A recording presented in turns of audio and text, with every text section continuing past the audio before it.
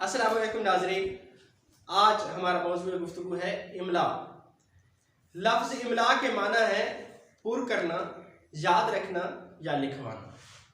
किसी ज़बान के रस्मुल ख़त के मुताबिक अल्फाज में हुरूफ को सही तरतीब से अपनी अपनी जगह पर तहरीर करना इमला कहलाता है। किसी ज़बान के रस्म ख़त के मुताबिक अल्फाज में हुरूफ को सही तरतीब से अपनी अपनी जगह तहरीर करना इमला कहलाता है।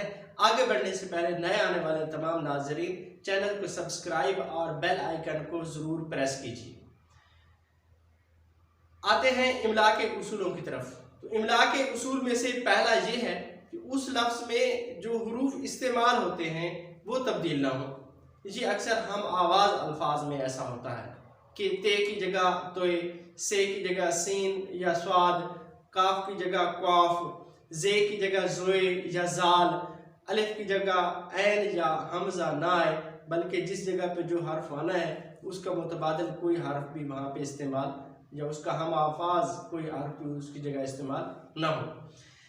दूसरा असूल ये है कि लफ्ज़ में हुरूफ को जिस तरतीब से आना है वो तरतीब दुरुस्त हो, वो तरतीब तब्दील ना हो। जिस तरह मतलब, इसमें मीम तोए लाम और बे है, अगर इसको बच्चा मतबल लिख लेता है यानी लाम और बे की जगह तब्दील कर लेता है तो ये इमला के उसूल के खिलाफ होगा।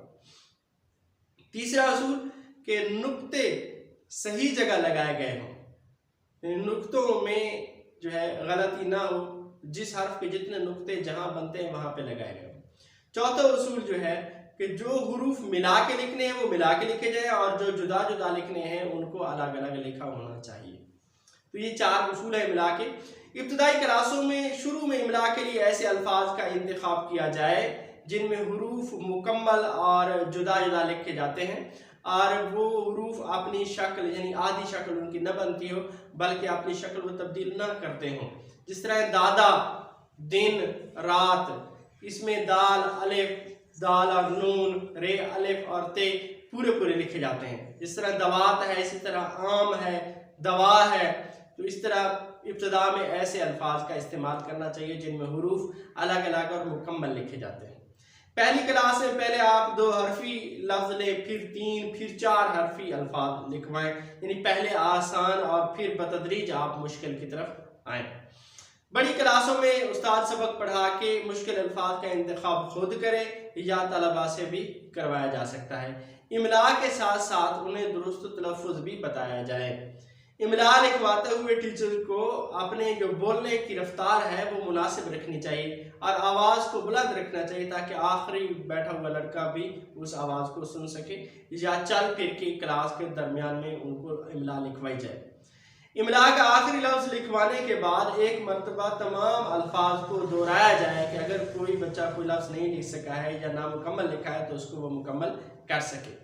और आखिर पर गलत अल्फाज जो बच्चों ने लिखे हुए इमला के उनकी निशानदेही की जाए और फिर उस्ताद उनकी इस्लाह करे और अल्फाज को दुरुस्त करके दोबारा बच्चों से लिखवाया जाए, तभी इमला का जो असल मकसद है वो पूरा हो सकता है। अगली आने वाली वीडियो तक के लिए अल्लाह हाफिज़।